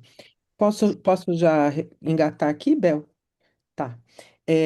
Angelita, bom, gente, Ângela é um amor antigo, assim, já de décadas também. Então, fiquei por isso que eu também estou bem feliz de reencontrá-la aqui. É, veja, Angelita, o que eu começaria reagindo da seguinte maneira. Eu entendo o que você diz, né, do desafio de quem está trabalhando, né, no SEI, ser isso que eu vou chamar, né, de uma relação com as famílias, mas eu sempre acho que a gente precisa entender assim, né, que aquilo que a família transmite como ethos, né, como valores, como comportamentos, e especialmente como ela vai se relacionando com a escola, gente, isso é um produto social, né? Assim, não são as famílias, né? Em si, a gente está dizendo na verdade, de processos sociais que vão formando grupos que pensam de determinadas maneiras, se afinam e depois vão se relacionando uns com os outros a partir, né, desse conjunto de valores e de formas de ler e de interpretar esse mundo, né? E acho que isso muda tudo, a gente assim, porque acho que tem uma dimensão que é a gente acho que compreender, né, o que está por trás, né, por exemplo, de um caso como esse, Angelique, que sim, para mim tem uma dimensão racial, né, se a gente for pensar sensivelmente, né, o que faz o menino recusar o cabelo da amiga, a mãe prendeu o cabelo da menina do jeito que prendeu, porque ela poderia ter prendido de outras formas, mas você sabe que assim a gente poderia ficar falando aqui até depois de amanhã sobre cabelo, tá? Porque eu sou uma das pessoas, eu gosto desse debate, eu leio muito a respeito, assim, das questões relacionadas à negritude e cabelo, né? E cabelo, gente, é uma coisa séria para a gente pensar negritude no Brasil, né? Porque aqui para nós, os movimentos, o movimento negro, enfim, a afirmação da identidade, ela tem passado muito nas últimas décadas por uma defesa de que a gente tem que assumir, né, os nossos cabelos e não alisá-los, etc. e tal. E de aprender diferentes formas de você usar esse cabelo, decorar e enfeitar e etc., né? Que é um conhecimento que realmente não temos, viu, gente? Eu que estou numa classe social privilegiada. Eu aprendi a cuidar do meu cabelo depois dos 30 anos. Eu sempre digo isso, porque sequer tinha lugar para comprar produtos específicos, né, para os nossos cabelos. Os conhecimentos ancestrais sobre como a gente pode usar o nosso cabelo bonito, eles foram perdidos, eles foram esquecidos, eles foram interditados, né? Então, Silenciados, né? Silenciados. silenciados, exatamente. Então, assim, o quanto esse esticar desse cabelo dessa mãe não passa por esse silenciamento, por esse processo de negação de um conhecimento, que inclusive, gente, uma das coisas mais perversas, né, dessa coisa de estica cabelo para lá, estica cabelo para cá, é que é muito comum que muitas mulheres negras desenvolvam alopécia, né, queda de cabelo em função de tanto puxar esse cabelo, né? E tantos homens negros e tantas pessoas negras de pele mais clara raspar cabelo e usar cabelo máquina 1 baixinho para não parecer negro. Então, assim, né, olha só, né, como a gente está falando de dimensões né, tão profundas, né, que para a gente discutir uma cena dessa que foi a que você me trouxe, Angela, que eu acho até assim, acho que você faz como diretor aquilo que está na sua mão, né, que medeia isso, no jeito possível. Quer falar, menina, pelo amor de Deus, não vamos soltar esse cabelo, prender esse cabelo de outro jeito, você está certa. Mas eu fico pensando assim, né, que se a gente não promover espaços em que esse conhecimento se expanda, tá? Como é que que as nossas escolas e a gente, como sociedade, pode se agenciar de uma maneira que a gente possa transmitir esses conhecimentos sobre beleza de cabelo, sobre jeitos da gente arrumar melhor esses cabelos, de aceitar, né, e inclusive de aprender, gente, outras formas de achar gente bonita. Isso parece bobo, mas não é. Eu sempre digo que os gostos, né? Eles, ainda mais porque eu venho da filosofia, os gostos são construídos, né, gente? Eles não nascem com a gente, eles não são naturalizados. Então, acho que, sabe, eu fico pensando assim, que há situações que a gente pode criar nas nossas escolas, justamente de troca desse tipo de conhecimento, coisas simples, né? Momentos para conversar, rodas de conversa, enfim, coisas que a gente possa conversar com essas famílias sobre isso e outras coisas mais, né? Sobre como é que a gente vai então ali podendo talvez se religar, né, já que a gente usou esse verbo já hoje, assim, se religar com coisas que ficaram por aí perdidas, Angelita, porque eu acho assim, e é isso que faz a gente ser antirracista, por exemplo, né? Quando eu vou transformando esses espaços educativos em potenciais que eu tenho, né, nas minhas mãos, com os meus coletivos, em espaços de poder conversar para compreender sobre as coisas que estão acontecendo. Por isso que eu gosto de falar de cena, companheira, né? Por isso que eu trouxe cena e você também trouxe cena, porque acho que a gente falar disso é a gente falar da vida, é falar de coisas complexas, mas que talvez não seriam conversadas nessa dimensão se a gente não tivesse a oportunidade de fazer um esforço por compreender o que está por trás disso. né, de problematizar com essa professora, com essas professoras, por que que elas estão pegando as crianças negras no colo por último? Por que que ela está no colo com o que não está chorando, enquanto o outro que chora está lá sozinho, vivendo uma experiência de abandono, gente? Olha, eu tenho uma coisa comigo, Ângela, né, há muito tempo que é sempre assim. Gente, eu tenho um pavor tão grande de que os meus alunos, especialmente, né, os meus sobrinhos, qualquer pessoa que eu gosto, por qualquer razão, ela acha que eu não estou dando a devida atenção para ela, sabe? Assim, eu tenho assim pavor de negar abraço, por exemplo. Sabe, né, quando tem gente que te pede um abraço, aí você não abraça, ou você dá um abraço meio, né, distante, aquele aperto de mão sem vontade, aquele cumprimento meio automático. Eu sempre fico apavorado com isso, porque eu acho que cuidar desse encontro com os seres humanos e com qualquer ser, tá? Inclusive bicho, gente. Eu jamais deixo um bicho pedindo. Eu não nego carinho, assim, né? Mesmo correndo risco, viu? Assim, eu não nego carinho nem pra gente, nem pra bicho. Porque eu acho que isso é fundamental para fortalecer os nossos encontros, né? E de alguma maneira, eu acho que a gente precisa ter mais espaços para poder falar sobre isso, porque a gente não fala, né? O que significa para o outro a gente, né, a gente perceber ou compreender que ele está pedindo uma atenção nossa e a gente não dá. Tá? E porque isso resvala na escola, por exemplo, para as questões pedagógicas. É isso. Eu não vou pegar o bebê no colo, eu não vou na carteira da criança negra olhar se ela está conseguindo aprender lá a operação matemática, ou por que que ela não está juntando uma letra com a outra, porque a atenção pedagógica dispensada a crianças negras também é menor na sala de aula, né? Muito E bom, é isso, Rodinei. né? Se a gente não cutucar isso, a gente não desnaturaliza. Pode crer. Muito bom, Rodinei. O César está com a mão Sim, levantada. sim.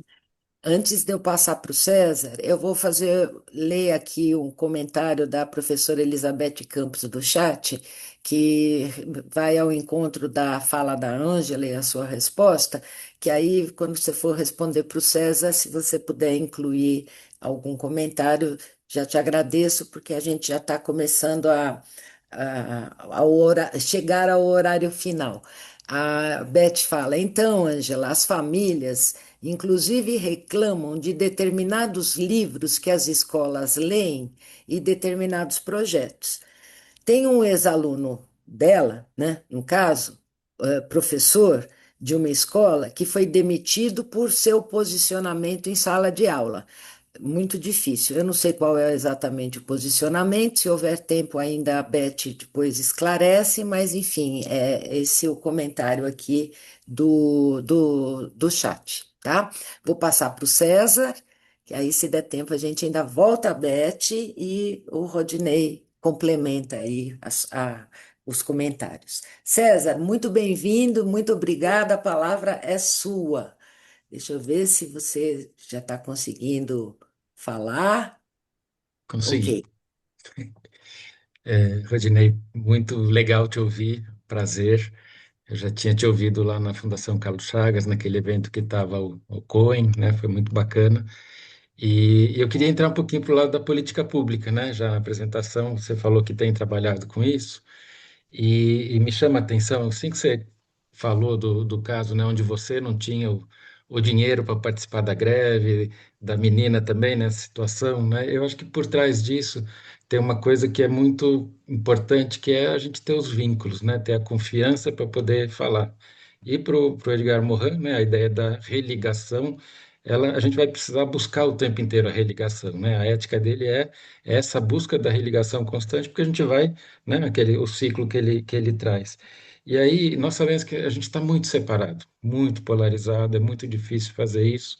E, em geral, a religação ela não começa por falar das nossas diferenças, ela começa por fazer coisas junto, né?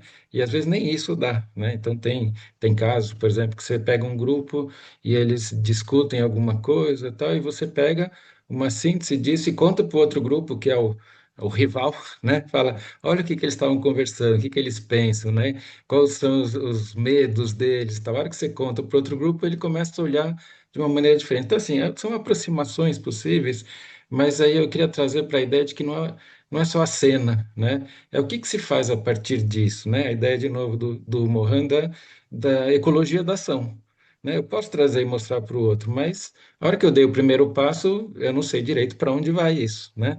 Então, eu queria trazer isso de volta para quando a gente pensa, né? E é legal você trazer a ideia da ética da compreensão, porque eu trabalhei muito com ensino para compreensão nos meus, sei lá, primeiros 20 anos de educador, né? E depois eu fui. Tem uma definição muito bacana do David Perkins que ele fala: a compreensão é você ser capaz de pensar e agir flexivelmente com aquilo que você sabe, né? E esse flexivelmente, a ação, faz toda a diferença. Mas quando eu fui indo para o lado da convivência, né, que é aí que eu queria voltar para a política pública com você, para mim é como se tivesse expandido isso, não é só pensar e agir flexivelmente com aquilo que você sabe, mas com aquilo que você é e com aquilo que você vai sendo, né? Porque a gente vai se transformando. Então, ensinar para esse ir sendo junto com os outros, eu acho que é um grande desafio quando a gente pensa daí numa política pública para isso, né? E aí, eu queria voltar, você falou muito, dá a impressão de que você estava focado na escola, mas como é que a gente expande isso, né? No fundo, a gente está pensando que tem algumas barreiras que a gente cria, porque elas são meio naturais, um contorno, por exemplo, contorno escola, é uma unidade. Então, ali dentro acontece muita coisa. Mas para uma política pública, às vezes, eu preciso justamente tirar um pouco dessas barreiras, né? E algumas barreiras, elas são viabilizadoras, porque ali dentro fermenta, né? E pode crescer alguma coisa, mas às vezes eu preciso conectar algumas coisas. E aí volta para a ideia, de novo, de complexidade, né? Porque quando você tem sistemas abertos, interconectados, o que que a gente sabe? É no sistema aberto que eu posso ter uma transição, né? Uma transformação não linear, que é a ideia lá de Prigogine e tal, né? A gente tem sistemas abertos longe do equilíbrio. Nós estamos nesse momento hoje, né? A gente está muito longe de equilíbrio. Então, quando você permite fazer uma política pública agora, reconhecendo que eu estou abrindo algumas comportas, né, interligando sistemas, vem a possibilidade de uma transição mais radical, né, de uma metamorfose, como a Isabel trouxe, né, como o Mohan sempre fala. Só que isso vem com risco, né? Por quê? Porque ela vai ser radical, ela vai ser não linear, e é muito difícil a gente desenhar uma política falando, olha, tem uma incerteza aqui. Pode ser que a gente consiga fazer uma transição muito grande, mas leve uma ruptura. E pode ser que ela não seja uma ruptura e seja uma metamorfose. Então, a minha pergunta aí, nada simples para você, assim, como é que você vê a possibilidade de a gente desenhar a política pública que tem esse poder de fazer uma metamorfose, uma transição mais radical, sendo que as pessoas morrem de medo de sair do linear, né? Ele só quer fazer o próximo passo porque ele sabe o que vai acontecer, mas esse próximo passo não é suficiente hoje. E eu acho que a convivência é um espaço para a gente fazer essa transição radical. Mas eu queria te ouvir, você fala de convivência tantas vezes na tua palestra, né? Então, assim, eu sei que é muito difícil a questão, mas te ouvir um pouco, né, nessa mistura toda. Imagina. Bela pergunta, César. Sempre, né, Bel? A pergunta de US$ 1 milhão, o César Exato. fez. Vamos Não, lá, era quero te ouvir também, Rodinei. Era isso que eu ia dizer, assim, primeiro, super obrigado, César, pela presença aqui, é sempre muito bom estar contigo e também te ouvir, né, e poder trocar com você. Veja, como a Bel acabou, eu ia dizer exatamente isso, Bel, uma pergunta de US$ 1 milhão, mas por outro lado, acho que é isso mesmo, né? A gente tem que ir pensando juntos e falando juntos e tentando, acho que traçar esses caminhos, né? Ainda que eles sejam sempre provisórios. Essa é uma preocupação minha também, César, assim, né? Porque eu concordo contigo que é pela convivência que eu acho que a gente tem uma possibilidade, né, de formular e de implementar políticas que possam nos ajudar a caminhar como sociedade, enfim, né, e nessa direção das religações, né, constantes. Mas você sabe que o que sempre me pega também é assim, ó, quando eu tô lá, especialmente trabalhando aí mais na posição de consultor, né, que é quando a gente vai ajudando a a formular as políticas e os processos de implementação né, os processos de avaliação, o que mais me deixa em crise são os momentos que eu preciso criar protocolos, né, enfim, metodologias, né? E eu quis trazer para essa dimensão, César, porque eu acho assim, primeiro, que não tem como a gente pensar em política de larga escala sem pensar uma arquitetura, né? Sem pensar desenhos. Então, mas ao mesmo tempo é isso. Parece que quando a gente constrói guia, protocolo, né? Né, a gente tem um medo terrível disso engessar os processos. Mas por outro lado, como eu vejo assim, a gente precisa ter essa coragem histórica, né? Em alguns momentos.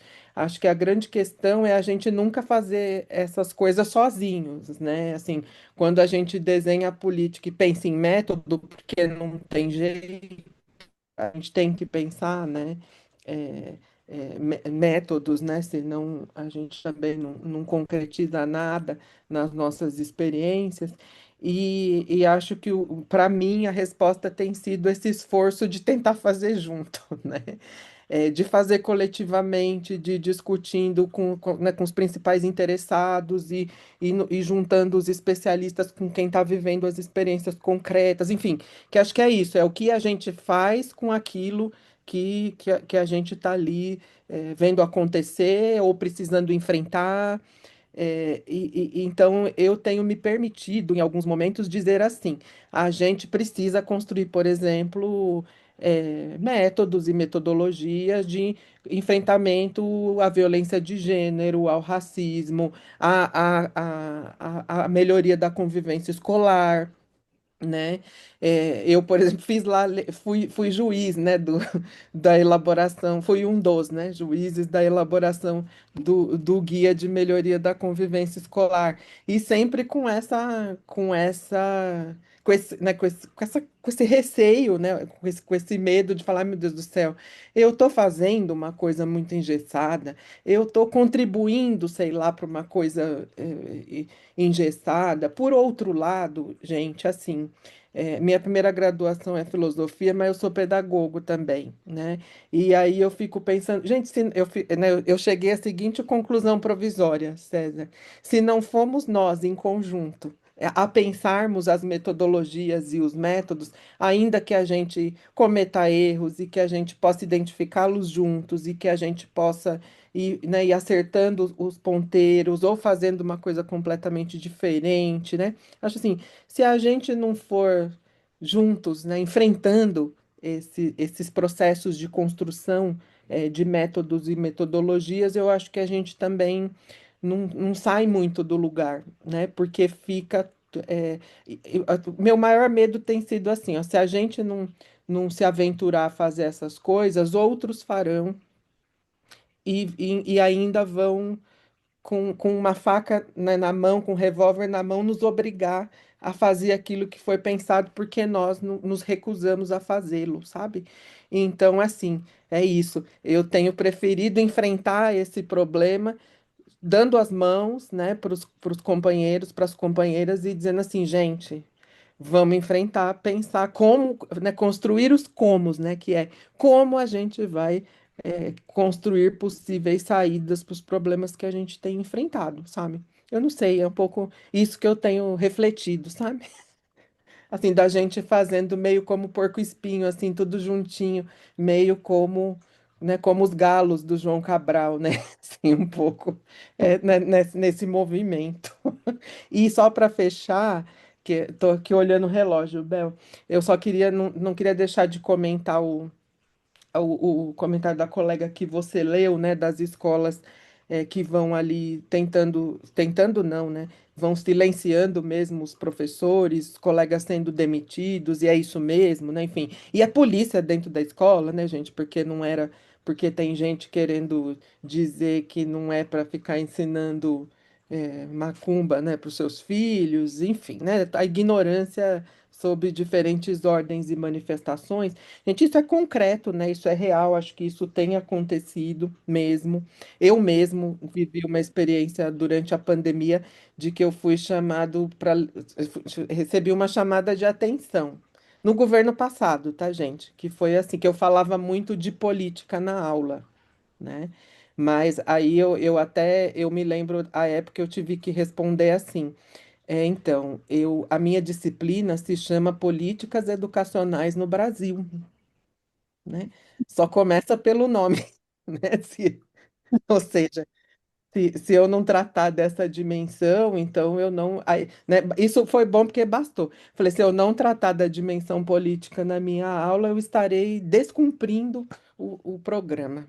Aí isso, né, amenizou um pouco a situação, né, gente? Mas é muito difícil a gente, inclusive, encontrar saída para situações como essas. Uma coisa que me chocou, e também, né, gente, porque é para chocar mesmo. Semana passada, a escola que proibiu os professores de trabalharem com a Bolsa Amarela, da Lígia Bojunga, gente, sob a justificativa de que é um livro que ensina as meninas a serem feministas, né?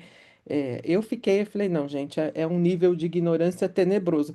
Só que eu acho, gente, que a nossa reação é essa né, da elucidação também. Ah, é? Você conhece a Bolsa Amarela? Você leu a Bolsa Amarela? Agora eu estou pregando, gente, a palavra da Bolsa Amarela onde quer que eu vá. Falo, vamos aqui, vamos ler. Eu vou te ler uma cena da Bolsa Amarela, porque é para mim um livro muito marcante, não só para minha existência como sujeito, como para minha prática pedagógica. Então eu tenho feito a pregação da Bolsa Amarela, né? E acho que é assim que a gente vai também, de alguma maneira, né, acho que contrapondo, né, essa ideia de que né, de desmistificar também aquilo que na verdade não causa perigo. O que causa perigo é a interdição, é a demissão do colega. Não dá, a gente não pode também, né, se indignar e não fazer nada, né? Acho que a gente tem que fazer alguma coisa. É isso. Também para respeitar o horário. Perdão se eu Muito não bom. respondi tudo. Ô, Bel, deixa eu só falar uma Pois coisinha não, antes Wilson. do Eu ia horário. perguntar se o Primeiro, Wilson, Maximina, Maria Cândida, ainda se quiserem, temos ainda 8 minutos, ainda dá para dar uma faladinha. Wilson. eu gostaria de parabenizar meu querido colega de turma de graduação do milênio passado, Rodney. Faz tempo, né, Rodney? E também lembrando, como o Rodney lembrou, né, da nossa querida mestra Isabel, né, que sempre disse para nós não separarmos a escola da vida, né? Então, acho que isso nós levamos, né, não só Rodney e eu, mas ouvindo outros colegas, né, trazer a vida para a sala de aula. Eu gostaria de colocar uma coisinha que foi eu sou homem, branco, cis, hétero, né? Então, assim, a minha primeira experiência com um colega homossexual. Nós éramos igrejeiros, né? Como Rodney e eu fomos, né? Cada qual na sua igreja, né? E um dia ele chegou para mim com uma garrafa PET e ele falou assim: Wilson, você sabe o que que é isso? Eu disse: não. Ele falou assim: Isso aqui é cerol, é cortante. Eu não sei se todos sabem o que é, né? Os moleques passavam na linha para cortar as pipas, né? Ele falou assim: Eu vou tomar isso daqui. Eu falei: O quê? Eu vou tomar isso. Eu tenho que te falar, porque nós frequentávamos a igreja juntos, né? E eu sou homossexual. Eu não lembro a expressão que ele usou, homossexual, gay, ou talvez uma outra mais pejorativa, né? Ele falou assim que ele se ajoelhava no altar diversas vezes e pedia a Deus, né, que, entre aspas, o tornasse normal, né? E Deus não atendia o seu pedido e ele ia suicidar. Bom, aí, contrapondo um pouco que o meu querido César, ele falou só uma partinha, né? Que ele falou assim que a convivência é saber usar o que sabe, né? Ele citou alguém que eu esqueci. Eu tinha 14 anos. Eu não tinha a menor noção do que falar para o menino, né? Hoje não, né? Hoje, Rodney e eu, nós já estamos perto da casa dos 50, né? Mas naquela época eu tinha 14 anos. Eu não fazia a menor ideia. A única coisa que passou na minha cabeça, o que me veio à mente foi assim, ó, você não vai fazer isso. Se você também não lembro a expressão que eu usei, tá? Se você é homossexual, se você é gay, é, foi Deus que te fez assim. E se Deus te fez assim, foi porque Deus te ama. Gente, eu não sei da onde que eu tirei isso. Isso nunca passou na minha cabeça. Eu nunca refleti sobre isso, tá? Mas na hora, eu acredito que tenha sido Deus mesmo, né, que me iluminou naquele momento e nós conversamos, e o menino, ele pegou aquela garrafa com aquele cerol e jogou numa lata de lixo que tinha uma boca de palhaço, né? Eu lembro. Bom, e depois disso, né? Aí como o Rodney falou da convivência, né? Eu aprendi que nós temos que dar as mãos, estar juntos. Bom, tinha muito mais coisas para falar, Rodney, querido. Foi muito lindo ouvir você.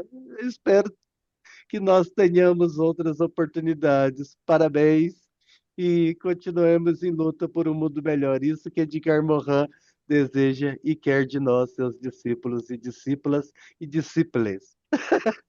Tchau, gente. Oh, Sempre, querido. Deus. Wilson sempre salvando vidas, viu, gente?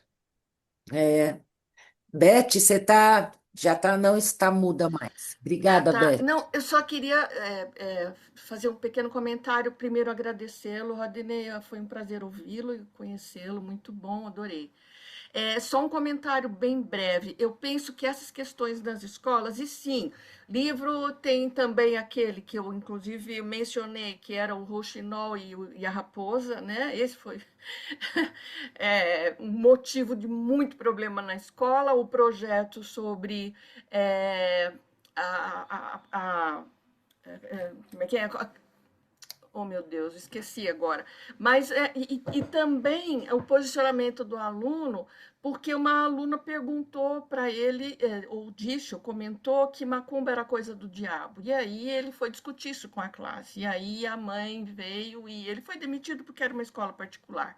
Quando é uma escola pública, você ainda tem possibilidades de conversar, né? Agora, escola particular é isso. O aluno é cliente. Então, ele é tratado, a família é tratada como cliente e o cliente sempre tem razão.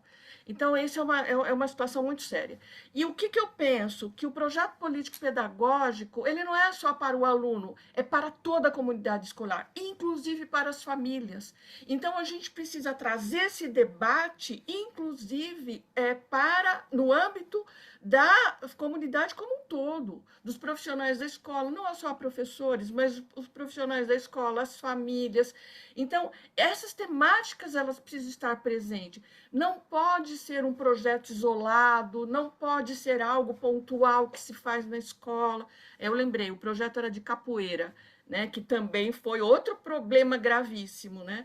Então, esses projetos todos, o projeto político-pedagógico, ele precisa ser objeto de discussão com toda a comunidade escolar. E aí, assim mesmo, não dá para ser algo que seja particular, pontual. Eu tenho que envolver todo mundo no debate, né? E também não adianta vir uma legislação de cima para baixo se lá na escola eu não tenho uma política, né? A gente usava muito também esses autores que discutem como é que as escolas fazem política.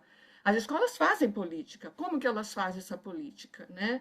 Enfim, então acho que era este o comentário que eu queria fazer, mas super agradeço, tá bom? Muito obrigada, obrigada pela participação também dos colegas, foi ótimo, obrigada. Um abraço.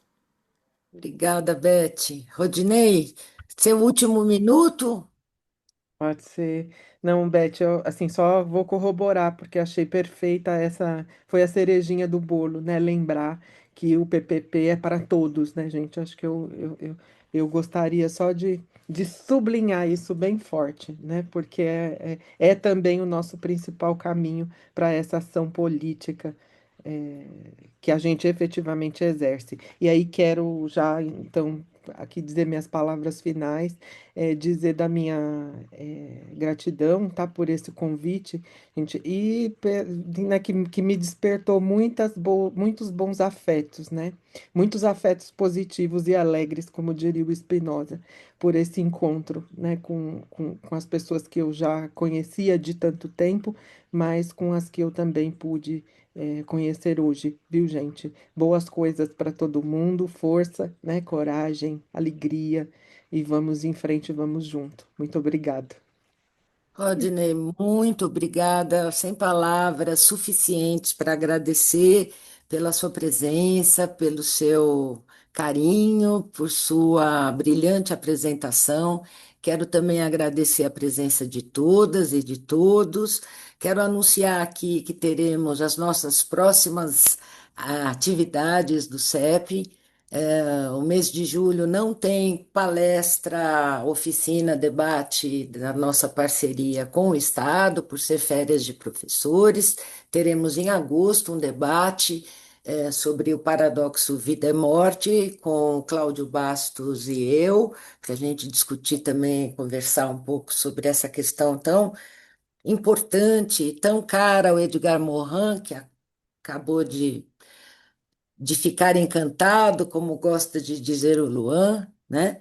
E, então, acho que é muito oportuna essa conversa e coincidente agora para agosto, e anunciar que em julho o CEP está organizando já um curso sobre Edgar Morin, vida e obra, não será esse exatamente o nome, mas aproveitar o mês de julho para a gente pensar um pouco aí sobre essa tão importante, significativa presença até os seus quase 105 anos, então provavelmente será mesmo na semana do aniversário dele, em que ele completaria ou completará os seus 105 anos de vida, né? Na primeira semana de julho, mas aguardem aí as informações, nos sigam nas redes sociais, e-mail, o grupo aqui de WhatsApp, né? A nossa comunidade, está aqui o link no chat para aqueles que quiserem